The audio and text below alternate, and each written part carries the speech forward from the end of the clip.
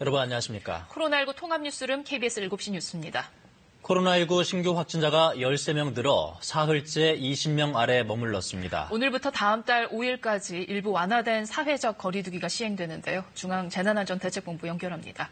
이승훈 기자, 신규 확진자 수가 다행히 안정세를 유지하고 있군요. 네, 어제는 13명 늘었다고 방역당국이 밝혔습니다. 지난주 줄곧 20명대를 유지하다가 토요일부터는 20명 아래로 더 떨어졌습니다. 특히 서울의 경우는 47일 만에 신규 확진자가 한 명도 없었습니다. 국내 확진자의 완치 비율도 76%를 넘었습니다.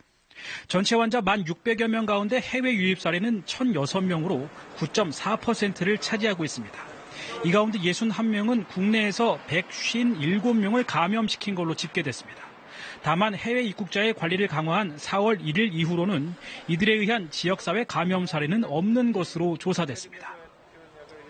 오늘부터는 다소 완화된 사회적 거리두기가 시작됐죠? 네, 오늘부터 5월 5일까지입니다. 이제 공공시설 가운데서 실외 활동으로 위험도가 낮은 국립공원이나 휴양림, 수목원 등에 단계적으로 문을 열고요. 또 밀집시설이라도 무관중 프로야구처럼 감염 위험을 대폭 낮춘 경우 제한적으로 운영을 재개할 수 있습니다. 시험은 원칙적으로 연기나 취소를 해야 하지만 불가피한 경우 역시 제한적으로 허용됩니다. 이 밖에 감염 확산 위험이 높은 유흥시설과 일부 생활체육시설, 학원, 종교시설 등은 운영 중단 공고에서 자제 권고로 한 단계 완화됐지만 방역 지침 준수 명령은 지금과 동일하게 유지됩니다. 방역당국은 완화된 사회적 거리두기가 일상생활로의 전환을 의미하는 건 절대 아니라며 경계를 풀지 말아줄 것을 거듭 강조했습니다. 불가피한 시험에 대한 허용 방침이 내려져서 이젠 그동안 미뤄졌던 채용이나 자격 시험이 치러지겠네요.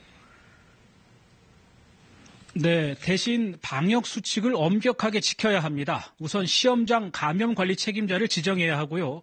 안내 요원이 출입구에서 응시자의 증사 유무를 체크해야 합니다. 또 증상이 있는 수험생이 머물 대기실과 별도의 시험실도 마련하도록 했습니다. 시험장 안에서도 최소 1.5m 이상 좌석 간격을 둬야 하고 점심은 개인 도시락을 준비해야 합니다. 돌발 상황에 대응할 수 있도록 유관기관과 연락망을 구축해 놓는 것도 필수입니다. 이와 함께 정부는 그동안 운영을 제한했던 다중이용시설의 운영 재개를 위한 수칙을 모레부터 순차적으로 발표할 계획입니다. 이를 위해 각 지자체와 생활방역 전담팀을 구성하기로 했습니다. 지금까지 중앙재난안전대책본부에서 KBS 뉴스 이승훈입니다.